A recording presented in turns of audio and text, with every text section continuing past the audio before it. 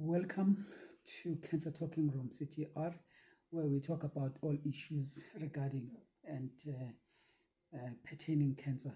So we're talking about cancer issues. So welcome back, and thanks to those who have already subscribed. Let us grow the channel, guys. Let us grow the channel. Support me on my journey to recovery. So thank you so much to those who have subscribed. Today, I'm going to talk about two things, two issues: bone marrow harvesting and bone marrow transplant.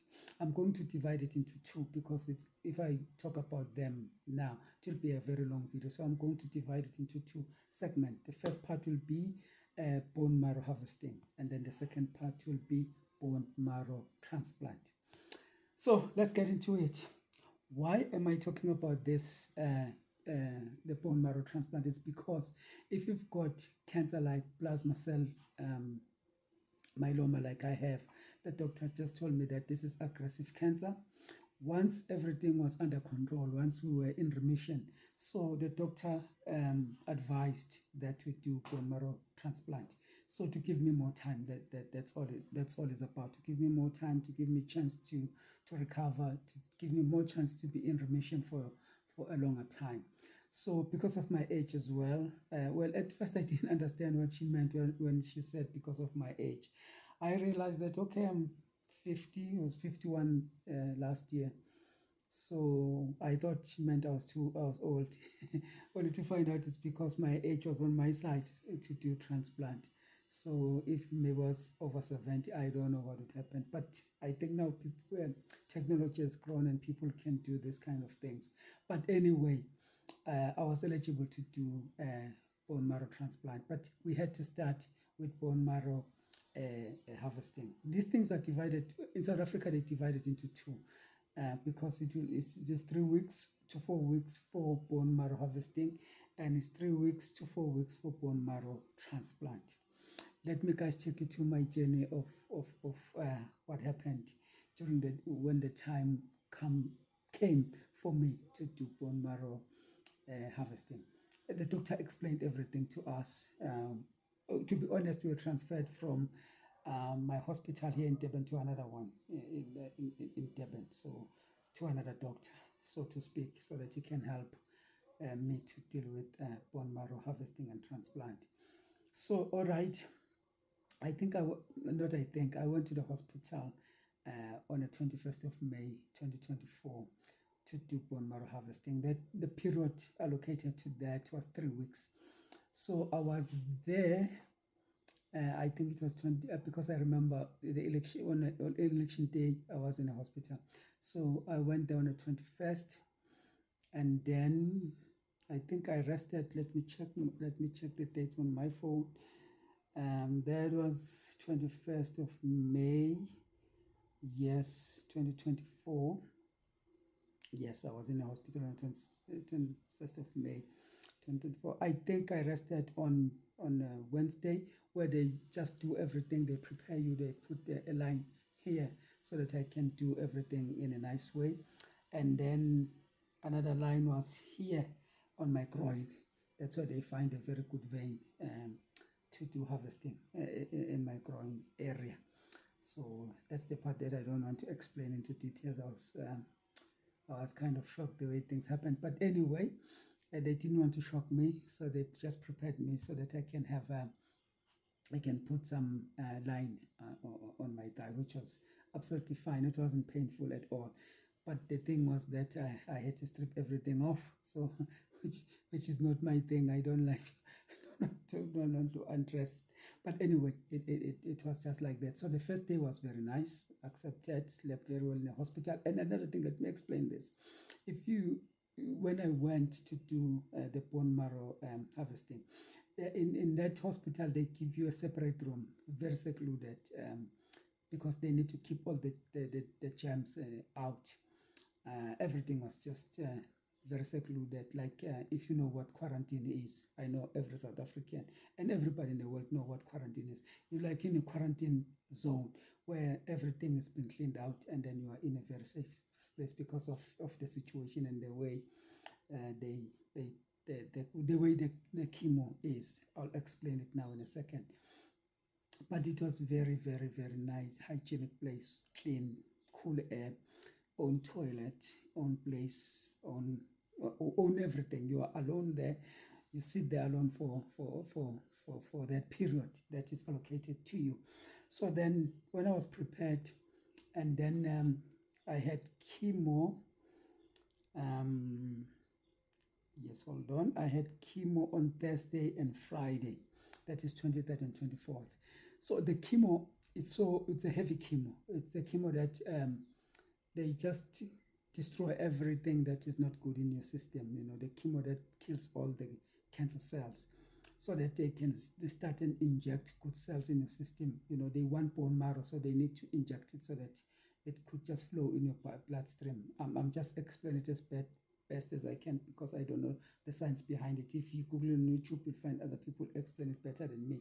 But I'm just talking about my experience so that if you don't know what is happening, you'll understand what I went through. So in South Africa, as I said, they divide the bone marrow harvesting and bone marrow transplant, the two different periods. But anyway, so Thursday and Friday was chemo day. So in that chemo, you eat ice. So I didn't know how difficult it is to eat ice for an hour when the chemo was going on.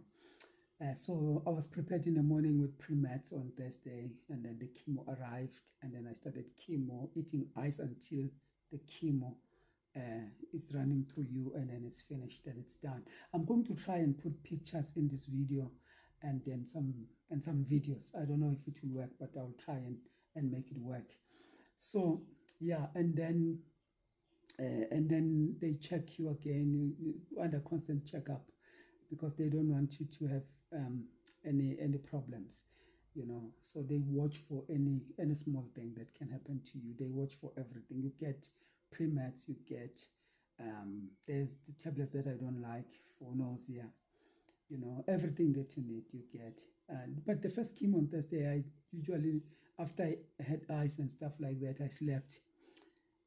There's the part that I haven't explained again about how I got diabetic, but I'll do that as I promised in another video. I'll deal with diabetic in another video to see how chemo sometimes can, especially preparing you to get into remission and to the stage that I'm talking about. But anyway, that will be separate video. But now, Friday came and then same thing happened again, same procedure, pre-meds. I was prepared with pre-meds and I don't ask what kind of pre-meds I was given.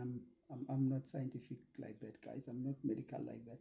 I don't go into details. I just trust the system and trust the team, trust the doctors that they know what they're doing.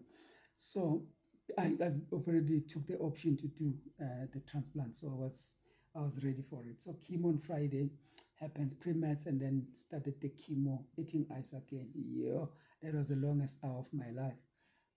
Up until today, though, I still don't like ice. So that chemo was nice to have. No. The first one with harvesting, there were no ice. There were ice. You see now, I can't remember. No, there were no ice because on Thursday I remember that I slept like a baby. So the ice happened on a transplant. I'll just deal with the ice issue on a transplant. Okay, it was nice on a harvesting. The chemo I slept the whole hour. I was sleeping. I slept through it. And then Friday again, I slept through it. Because after that, the only thing that happened was they monitor my blood on the following days and then find out that I needed platelets.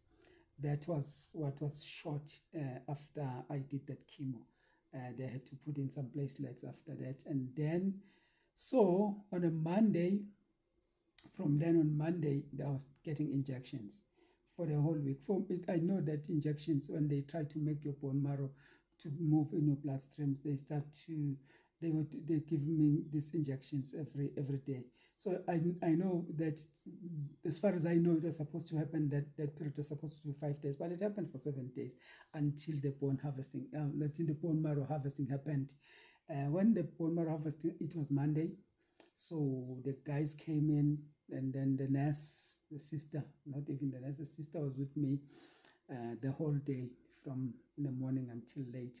And then they were harvesting my bone marrow. It was not a painful process. It was easy and straightforward process, better than chemo. That was the procedure that I was not sure about. I was kind of worried. With chemo, I knew chemo because, I had chemo before. The only difference with the chemo, I knew that it was going to be heavy because that was to prepare for bone marrow harvesting. So that was the difference, but I wasn't scared of it that much. I was asking a lot of questions about it just to prepare my heart and my brain so that I can take it.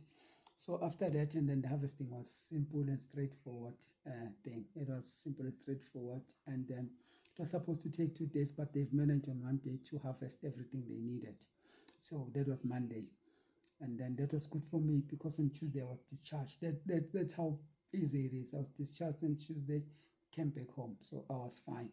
So the only thing, as I said before, is just to they monitor your blood work and see if everything is in order, and to monitor the side effects of chemo. That's the only thing they worry about. Just to monitor the side effects of chemo to make sure that you are good, to make sure that you are fine.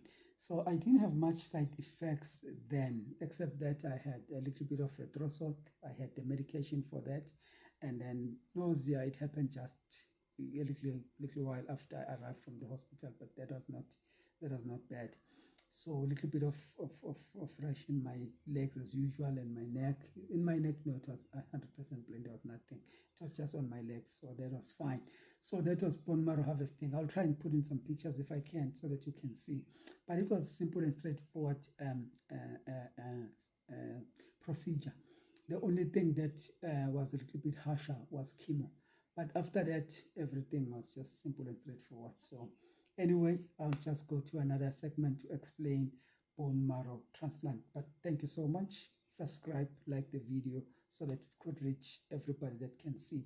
To see as well, I cannot explain it better, but just people to see that if you've got this kind of cancer, you can still strive, can still survive, can still push, have a positive mind. So thank you so much.